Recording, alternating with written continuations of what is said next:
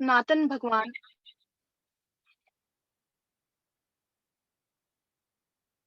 सनातन भगवान अनंत हैं, और क्योंकि उनके कार्य अनंत हैं इसलिए उनके अनंत नाम हैं, जिनमें कृष्ण प्रमुख है।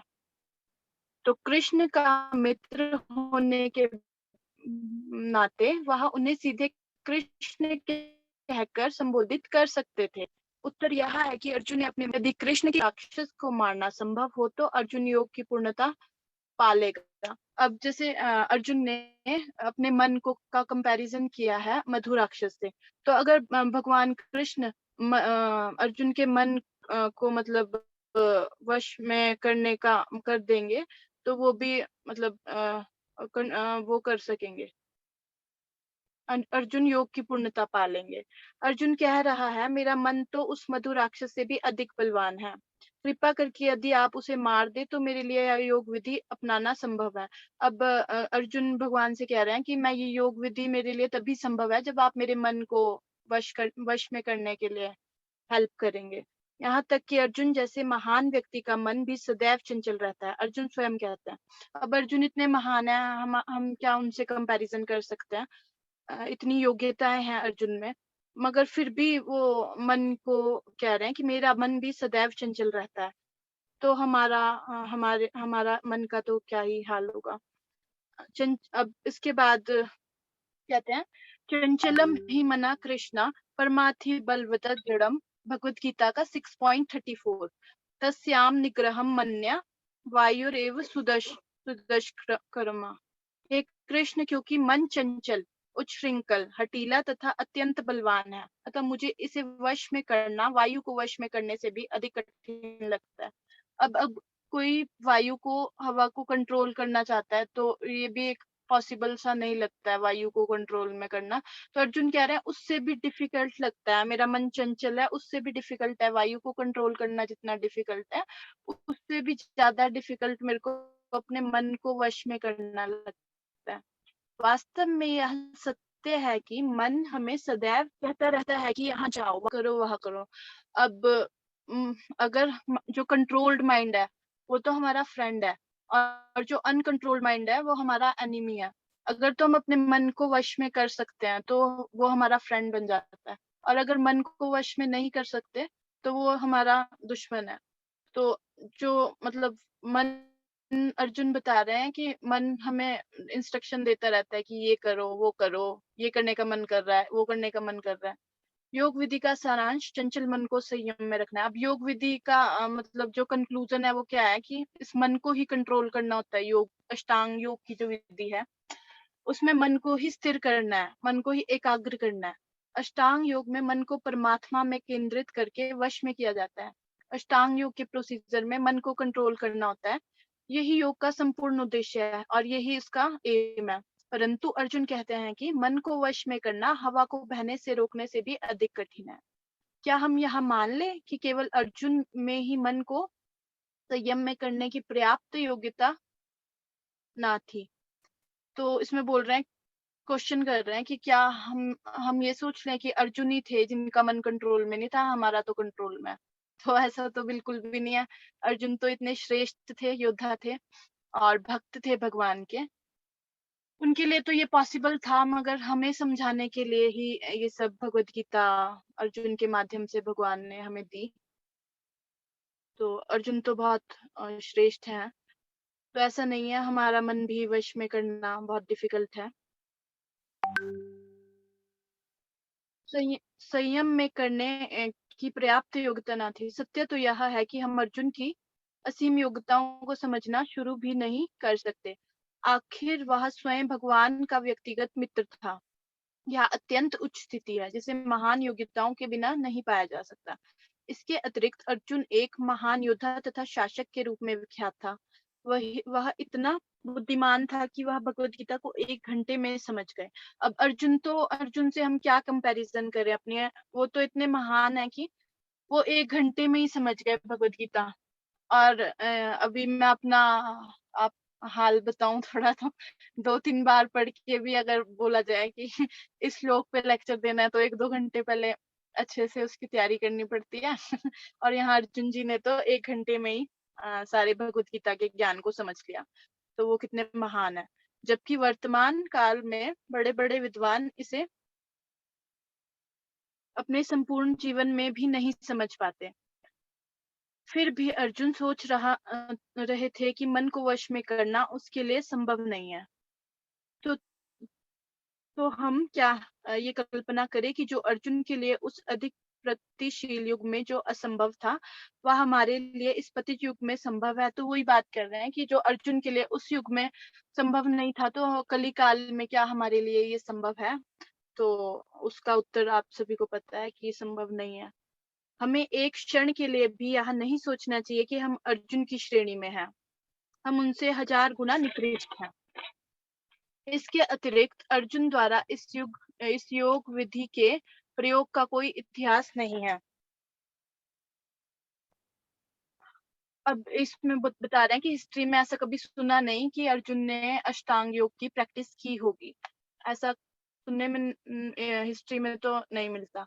ऐसा नहीं है कि अर्जुन ने मन को वश में करने के लिए अष्टांग योग को प्रैक्टिस किया हो। तो भी कृष्ण ने अर्जुन की प्रशंसा की कि भगवत गीता समझने हेतु वही एकमात्र योग्य व्यक्ति हैं। फिर भी भगवान ने उनको अष्टांग योग की विधि बताई, बट अर्जुन ने कृष्ण को कह दिया कि मन बहुत ही चंचल है, और भगवान कृष्ण ये पॉसिबल नहीं है अष्टांग योग का जो प्रोसीजर आप बता रहे हैं उसको करना, उसके द्वारा मन को कंट्रोल में करना। फिर भी भगवान बता रहे हैं कि अर्जुन, इसके बावजूद भी मतलब भगवान कह रहे हैं कि अर्जुन महान भक्त है। तुम मेरे भक्तो, तुम मेरे अति प्रिय मित्र हो। इन योग्यताओं के होते हुए भी अर्जुन ने श्री कृष्ण द्वारा वर्णित अष्टांग योग करने से मना कर दिया। अब वो भक्त हैं, भगवान के मित्र हैं, फिर भी वो डिनाय कर रहे हैं कि नहीं, अष्टांग योग तो पॉसिबल नहीं है।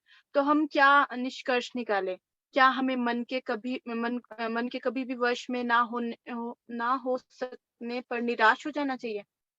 क्या अब हम इससे क्या कंक्लूजन निकालें? क्या हमारा भी कभी वश में नहीं होता है मन, तो हमें क्या उससे निराश होना चाहिए? और यह विधि है मन को सदैव, तो ऐसा नहीं है कि निराश हो जाना चाहिए। मन को वश में करने का तरीका है भगवान कृष्ण का स्मरण और हरे कृष्ण महामंत्र का जप करना, भगवान कृष्ण का चिंतन करना। भगवान मतलब अपने जो रूटीन है उसको ऐसा बनाना कि हमें किसी ना किसी प्रकार से, जैसे प्रभु जी भी बताते हैं, कृष्ण का स्मरण होता रहे। हम घर से कहीं जा रहे हैं, मार्केट जा रहे हैं, कहीं भी जा रहे हैं, तो कृष्ण को प्रणाम करके स्मरण करके घर से निकले, घर में आए, तो कुछ ऐसा हमें करना चाहिए। आप सभी तो ऐसा अवश्य करते होंगे। मुझे भी ब्लेसिंग्स दीजिए कि मैं इस चीज को इम्प्लीमेंट कर सकूं।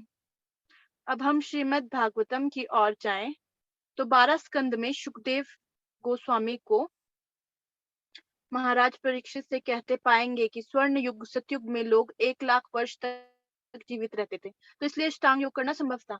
तो अब बता रहे हैं श्रीमद् भागवतम के 12वें स्कंद में सुखदेव गोस्वामी जी महाराज परीक्षित को कि सतयुग में तो पॉसिबल था भी अष्टांग योग। क्यों? क्योंकि जो आयु होती थी, दीर्घ आयु होती थी, 1 लाख वर्ष की होती थी।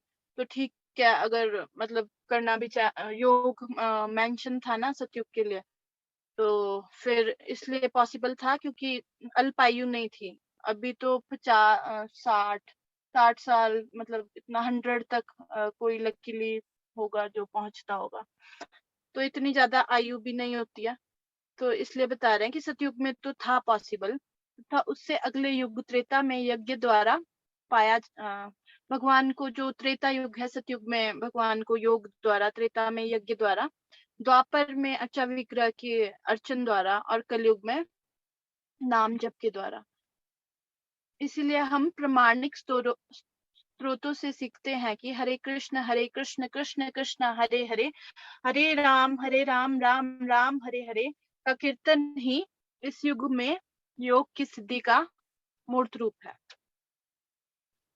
तो कलयुग के लिए यही मेंशन किया गया है, अष्टांग योग की प्रैक्टिस करना या कुछ नहीं। हाँ ठीक है, कुछ लोग मतलब जैसे योग को अपने उसमें लाते भी हैं दिनचर्या में, तो हेल्थ के पर्पज से प्रभु जी बताते हैं कि ठीक है, बट एक उसको ये लेके नहीं चलना चाहिए कि इसके द्वारा हमें भगवत प्राप्ति होगी। भगवत प्राप्ति का तो एक ही उपाय बताया गया है, हरे कृष्ण महामंत्र का जप। आज हमें 50 या 60 वर्ष तक ये तो हो गया। इसके अतिरिक्त ये थोड़े से वर्ष भी सदैव युद्ध, हाँ अभी जो हमें मतलब उस समय तो 100 वर्ष की आयु होती थी, और अभी जो हमें समय मिलता है 50 60, ज्यादा से ज्यादा 80, है ना। तो ये भी जो भी आयु मिली है, इसमें हमारा आधा समय तो चला जाता है बचपने में खेलने कूदने में, है ना। कुछ बीमार हो गए तो फिर बीमारी में चला जाता है, वृद्धावस्था में तो ये सब चला ही रहता है। तो हमारा आधा से ज्यादा टाइम तो इन चीजों में निकल जाता है। कुछ महामारी आ गई, जैसे अभी कोरोना आया था, तो कितना उससे डिस्टरबेंस हुआ। मगर प्रभु जी की कृपा से हमें तो मतलब कोरोना ने करुणा ही करी, प्रभु जी की कृपा से। अकाल विघ्न, ये सब विघ्न जो आते रहते हैं, तो आधा टाइम तो इन चीजों में ही वेस्ट हो जाता है, तो थोड़ा बहुत समय बचता है। अतः यह कहना उचित होगा कि हम अष्टांग योग जिसका कृष्ण वर्णन कर रहे हैं में कभी भी सफलता नहीं पा सकते। अधिक से अधिक हम अपनी व्यक्तिगत सनक को इस पद्धति के किसी नकली संस्करण से तृप्त कर सकते हैं। अतः लोग शारीरिक कसरतों तथा गहरी सांस लेने के केंद्रों में जाकर धन व्यय कर रहे हैं, और वे यह सोचकर प्रसन्न है कि उन्होंने अपने जीवन की अवधि कुछ, हाँ इसमें बता रहे हैं कि ठीक है, कुछ योग केंद्रों में जाते हैं लोग, योग सीखते हैं, वो मतलब उनको तो लगता है कि हाँ हम ठीक कर रहे हैं ज्ञानता के कारण, मगर ठीक है हेल्थ के पर्पज से ठीक है, उन्हें लगता है कि हमने कुछ अपनी आयु बढ़ा ली। किंतु हमें यह अवश्य समझना चाहिए कि यह वास्तविक योग पद्धति नहीं है। वास्तविक योग पद्धति नहीं है ये योग केंद्रों में जाकर जो भी वो करते हैं, उससे भगवान की प्राप्ति तो नहीं होगी। इस युग में में उस ध्यान योग पद्धति को ठीक से संपन्न नहीं किया जा सकता। इसके स्थान पर उस पद्धति की समस्त सिद्धियों की सर्वोत्तम विधि भक्ति योग द्वारा तन द्वारा श्री कृष्ण का यश गाकर अनुभव किया जा सकता है। यह वैदिक शास्त्रों में संस्तुत है, चैतन्य महाप्रभु जैसे महान विभूतियों द्वारा उदित है। तो महाप्रभु ने हमें यह महामंत्र दिया है, तो अष्टांग योग और ये सब विधियों को कलयुग में वो नहीं किया गया है। वास्तव में भगवत गीता घोषित करती है कि महात्मा गण सदैव भगवान की कीर्ति का गायन करते रहते हैं। तो भगवत गीता में बता रहे हैं सब कुछ, ध्यान योग भगवान, है ना, कर्म योग, मगर जो एंड में कंक्लूजन निकल रहा है वो यही है कि क्या करना है, हर वक्त भगवान कृष्ण का चिंतन करना है, हरे कृष्ण महामंत्र का जप करना है। तो इसी से हमारी मतलब भगवान की प्राप्ति होगी। जो निचोड़ है वो सारा भक्ति पे ही आकर रुक जाता है। यदि कोई व्यक्ति वैदिक साहित्य, भगवत गीता तथा महान प्रमाणिक आचार्यों के अनुसार महात्मा बनना चाहता है, तो उसे कृष्ण भावनामृत की इस विधि को ग्रहण करना चाहिए तथा हरे कृष्ण महामंत्र का जप और कीर्तन करना चाहिए। किंतु यदि हम पद्मासन में सीधे बैठना तथा किसी कर्तनी के समान समाधि में आने से संतुष्ट हैं तो अलग बात है। किंतु हमें यह तो समझना ही चाहिए कि ऐसे आडंबरों कर्तव्यों से योग की वास्तविक पूर्णता का कुछ लेना देना नहीं है। कृत्रिम औषधि से भौतिकता के रोग का निवारण संभव है। अब ये जो आर्टिफिशियल मेडिसिन है, इससे जो हमारी मटेरियल वो है उसका तो निवारण संभव है, प्रॉब्लम्स का क्या मतलब, प्रॉब्लम्स नहीं बोल सकते, भौतिकता के रोग का निवारण संभव है। हमें कृष्ण से वास्तविक चिकित्सा ग्रहण करनी चाहिए। तो हमें सीधे कृष्ण के पास ही जाना चाहिए सॉल्यूशन के लिए। अभी ये चैप्टर तो ओवर हो गया है, तो हम इसके नेक्स्ट चैप्टर पे चलते हैं। सेकंड चैप्टर, योग भक्ति में कार्य।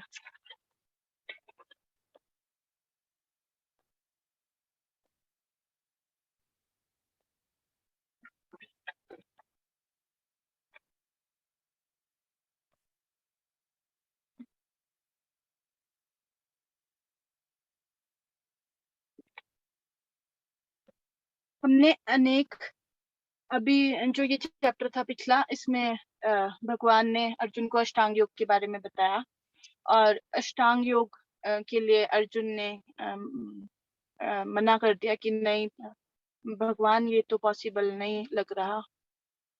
तो अभी उससे आगे पढ़ते हैं कि क्या है। हमने अनेक प्रकार के योग तथा योगियों के नाम सुने हैं, किंतु भगवत गीता में कृष्ण कहते हैं कि असली योगी वही है जिसने मेरे प्रति पूर्ण समर्पण कर दिया। अब भगवान ने बताया तो अर्जुन को अष्टांग योग के बारे में, बट अभी भगवान खुद ही क्लियर कर रहे हैं इस बात को कि असली जो योगी है वो वही है जो मुझे पूरी पूर्ण रूपेण सरेंडर कर दे, समर्पण कर दिया हो जिसने। संन्यास तथा योग में कोई अंतर नहीं है। अब भगवान जो भगवत गीता का ये 6.2 श्लोक है, इसमें सिमिलैरिटी बता रहे हैं कि इसमें संन्यास और योग में क्या सिमिलैरिटी है। तो श्लोक कुछ इस प्रकार से है। यम संन्यासम इति प्राहुर योगम तम विधि पांडवा ना हे असन्यस्ता संकल्पो योगी भवति कांचन। तो अनुवाद शिल प्रभुपाद द्वारा। हे पांडुपुत्र, जिसे संन्यास कहते हैं उसे ही तुम योग अर्थात पर ब्रह्म से युक्त होना जानो, क्योंकि इंद्रिय तृप्ति के लिए इच्छा को त्यागे बिना कोई कभी योगी नहीं हो सकता। तो भगवान बता रहे हैं कि संन्यास और योग में क्या सिमिलैरिटी है।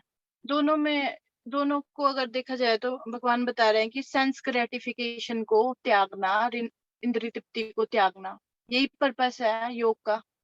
अब जो अष्टांग योगी हैं वो प्रयास कर रहे हैं जो हमारे सेंस ऑब्जेक्ट्स हैं उनको, उनसे अपना हृदय मन हटाकर उसको एकाग्र करने का अष्टांग योग के द्वारा। बट जो है ये थोड़ा डिफिकल्ट प्रोसीजर है, क्योंकि जो हमारे सेंसेस हैं वो बने ही सेंस ऑब्जेक्ट्स के लिए है ना। जैसे आंखों का कार्य देखना, तो सुंदर वस्तु देखना चाहे तो भक्त क्या करते हैं, भगवान भगवान के दर्शन करते हैं, इस तरह भक्ति में लगाते हैं अपने सेंसेस को। और जिह्वा का कार्य है बोलना और स्वाद चखना, तो भगवान कृष्ण का प्रसाद ग्रहण करके और भगवान के विषय में बोलकर इस तरह से सेंसेस को कंट्रोल में करते हैं। तो वो थोड़ा आर्टिफिशियल हो गया। जो अष्टांग योगी है वो अब सेंसेस का कार्य तो है ही कि वो सेंस ऑब्जेक्ट की तरफ अट्रैक्ट होंगे, तो वो उसको थोड़ा डिफिकल्ट हो गया अष्टांग योगी के लिए अपना हृदय मन उधर से हटाकर उसको कंट्रोल करना, वश में करना। योग ये पांडुपुत्र कृष्ण इस श्लोक में बता रहे हैं, ये तो हो गया तो भगवान।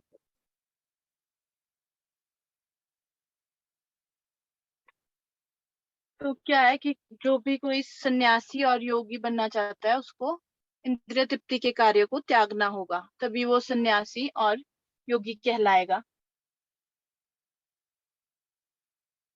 और जो इसका एक्चुअल पर्पस है सन्यास का, योग का या भक्ति योग का एक्चुअल पर्पस है क्या, कि हम अपनी कॉन्स्टिट्यूशनल पोजीशन, जो लिविंग एंटिटी की कॉन्स्टिट्यूशनल पोजीशन स्वाभाविक स्थिति है, उसको जाने कि हमारी स्वाभाविक स्थिति है क्या। जीवेरा स्वरूप होए नित्यर कृष्ण दास, क्या है, हम भगवान कृष्ण के दास।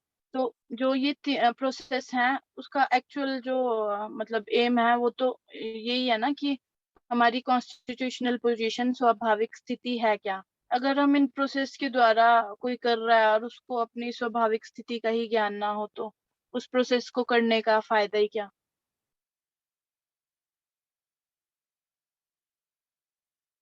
अब जो लिविंग एंटिटी है, कॉन्स्टिट्यूशनल पोजीशन क्या है कि हम मार्जिनल एनर्जी हैं भगवान कृष्ण की तटस्थ शक्ति। जीवात्मा है जो भगवान की तटस्थ शक्ति है। जब जीवात्मा माया के वशीभूत होता है तो वह बद्ध हो जाता है। तो जब जीवात्मा माया के वशीभूत होता है तो बद्ध अवस्था में होता है, किंतु जब वह कृष्ण भावना भवित रहता है अर्थात आध्यात्मिक शक्ति के से अवेयर होता है, तो क्या है वो उसकी रियल और नेचुरल वो है स्टेट ऑफ लाइफ है ना। जब स्पिरिचुअल कृष्ण भावना भवित है, हम भक्ति के कार्य में है, भक्ति कर रहे हैं। इस प्रकार जब मनुष्य पूर्ण ज्ञान में होता है तो वह समस्त इंद्रिय तृप्ति को त्याग देता है। तो जब ज्ञान में होता है जीवात्मा को, तो क्या होता है कि समस्त इंद्रिय तृप्ति, सेंस ग्रेटिफिकेशन को का रिनंसिएशन, है ना? जैसे भगवान क्लियर कर रहे हैं कि योगी और सन्यासी इंद्रिय तृप्ति को त्यागने का ही प्रयास करते हैं, तो योगी और सन्यासी क्या कर रहे हैं? इंद्रिय तृप्ति को त्यागने का ही तो प्रयास कर रहे हैं। भौतिक आसक्ति से रोकते हैं खुद को कि अटैचमेंट ना हो हमें। और किंतु कृष्ण भावना भवित भवित व्यक्ति, सन्यासी और योगी साथ साथ साइमल्टेनियसली, जो कृष्ण भावना भवित व्यक्ति है वो सन्यासी भी है और योगी भी है। क्यों? क्योंकि कृष्ण भावना भवित व्यक्ति इंद्रियों को मतलब इंद्रियों को क्यों, अपनी सेंसेस को यूज करता है कृष्णा को प्लेजर देने के लिए, है ना? कृष्णा के लिए यूज करता है सेंसेस को, अपनी इंद्रियों को तुष्ट करने के लिए नहीं यूज करता, मतलब सेंस ग्रेटिफिकेशन में नहीं होता लिप्त। वो भगवान के लिए अपने सेंसेस को लगाता है। तो जो कृष्ण भावना भवित व्यक्ति है वो सन्यासी भी है, योगी भी है। सन्यासी और योगी, मतलब योगी है जो, वो भी यही कार्य की प्रैक्टिस कर रहे हैं त्यागने के लिए सेंस ग्रेटिफिकेशन। अष्टांग योग में क्या होता है? व्यक्ति आर्टिफिशियली ट्राई करता है इंद्रिय विषयों को त्यागने का। ये तो हमने डिस्कस कर लिया अष्टांग योग अभी लास्ट वाले चैप्टर में अच्छे से। भक्ति योगी, भक्ति में जो लगे हैं उनके लिए अपने इंद्रियों को वश में करना बहुत सिंपल है। तो जो भी ये भी अभी थोड़ा डिस्कस हो ही गया था कि जो भक्ति में लगे हैं उनको अपना मतलब सेंसेस को कंट्रोल करना ज्यादा डिफिकल्ट नहीं है। क्यों? क्योंकि उनको मतलब ये नहीं है कि सेंस ऑब्जेक्ट को अवॉइड करना है, नहीं। अ, जो भी है मतलब सेंसेस वो यूज कर रहे हैं भगवान कृष्ण की प्रसन्नता के लिए, भगवान का गुणगान करने के लिए जिह्वा का उपयोग कर रहे हैं, भगवान के मंदिर जाने के लिए पैरों से भगवान के मंदिर जा रहे हैं, है ना? और अ, नाक से भगवान के फूलों को, चरणों में जो फूल अर्पित कर रहे हैं उनको सूंघ रहे हैं, तो प्रसाद ग्रहण कर रहे हैं, भगवान के दर्शन कर रहे हैं। तो इस तरह से जो भक्ति योगी है उनकी तो सेंसेस कंट्रोल में है ना? Senses are coming in contact with sense objects not for sense gratification. तो जो सेंसेस हैं एक भक्त की, वो सेंस ग्रेटिफिकेशन के लिए नहीं आ रही है सेंस ऑब्जेक्ट्स के कांटेक्ट में, वो आ रही है भगवान को प्रसन्नता देने के लिए। अगर वो सेंस ऑब्जेक्ट्स के कांटेक्ट में आ भी रही है तो वो अपनी तुष्टि के लिए नहीं आ रही है, वो आ रही है भगवान कृष्ण को प्रसन्नता देने के लिए सेंस ऑब्जेक्ट्स के कांटेक्ट में आ रही है। तो फिर भक्ति योगी के लिए सेंस ऑब्जेक्ट से डिटैचमेंट बहुत इजी है, उसके लिए डिटैच डिटैच रहते हैं वो सेंस ऑब्जेक्ट से।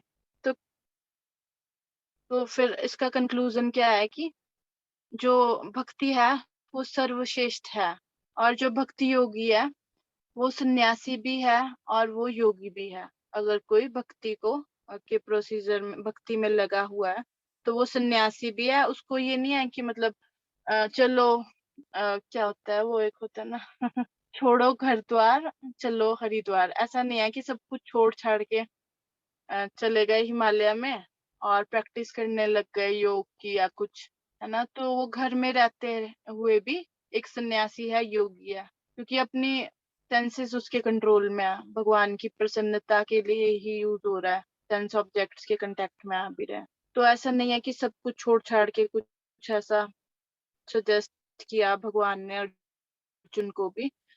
अर्जुन योद्धा के साथ साथ, योद्धा तो थे ही, उसके साथ साथ एक भक्ति योगी भी हैं। तो इसी प्रकार से घर में रहते हुए अपने और योगी भी हैं, क्योंकि उनकी सेंसेस कंट्रोल में है। अच्छा, अब थोड़ा सा ये भी है इसमें कि ज्ञान योगी और अष्टांग योगी। ज्ञान योगी और अष्टांग योगी जो है, उनके हृदय अगर शुद्ध नहीं है, मतलब वो अपना सेल्फ कर तो रहे हैं फॉलो प्रोसीजर, मगर कुछ सेल्फ इंटरेस्ट है, चाहते हैं अपने लिए कुछ है, मतलब डिजायर है, वो फॉलो तो कर रहे हैं प्रोसीजर मगर कुछ डिजायर है, उनकी सेल्फ इंटरेस्ट है, तो फिर क्या उनके हार्ट कंटामिनेटेड हो गए, है ना? तो योग से सफलता प्राप्त, फिर उनका जो ये प्रोसीजर है वो तो उसका कोई लाभ नहीं है, वो बेकार हो गया, सफलता प्राप्त नहीं होगी उनको अपने जो भी वो फॉलो कर रहे हैं योगी, अष्टांग योग। क्योंकि उनका हार्ट तो कंटामिनेट हो गया ना, अपने डिजायर, अपने सेल्फ इंटरेस्ट के लिए अगर वो करते हैं तो। जैसे एक इसमें ठीक होगा एग्जाम्पल, सुब्री मुनि जी का भी हम देखते हैं कि वो मतलब अपनी जो भी उन्होंने इतनी प्रैक्टिस करी थी अंडर वाटर योग की, तो थोड़ा सा वो हो गए, मछलियों के जोड़े को देखकर थोड़ा सा उनका मन विचलित हुआ और फिर विवाह करना चाहते थे।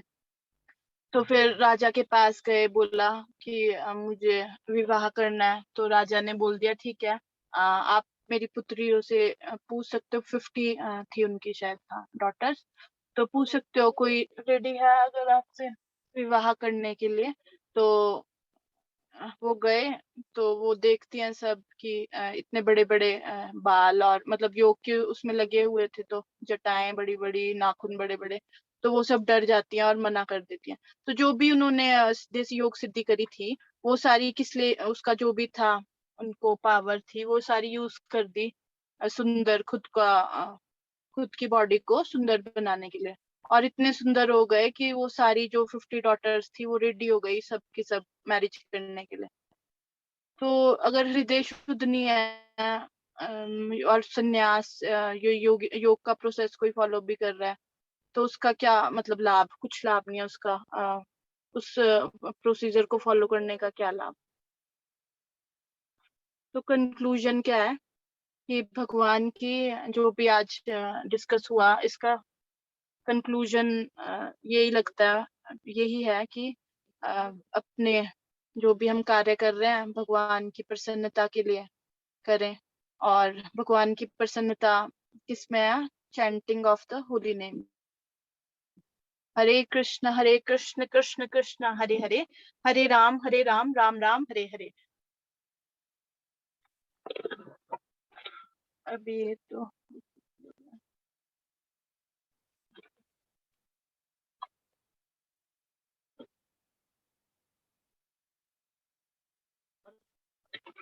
तो हरे कृष्णा प्रभु जी, दंडवत प्रणाम, Hare Krishna to all the devotees. अगर कुछ मुझसे मतलब अभी मुझे लगता है कि ये चैप्टर्स दोनों कंप्लीट हो गया है, 8:30 का टाइमिंग है शायद, बट ये 8 बजे ही कंप्लीट हो गया। तो अ,